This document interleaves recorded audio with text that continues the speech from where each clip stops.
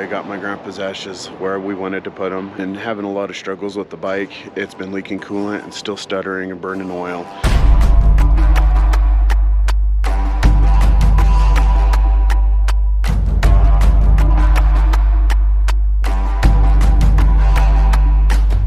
Radiator cap. It looks like that's where it was leaking major coolant through the radiator cap.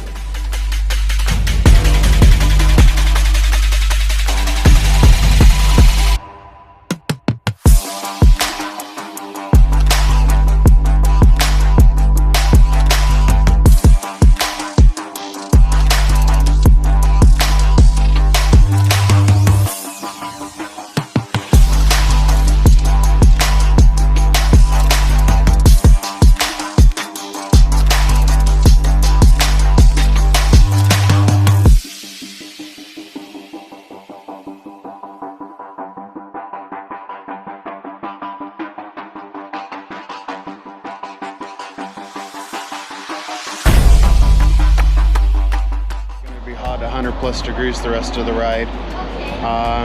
Probably got one more fuel spot in it. It's looking pretty likely to get home.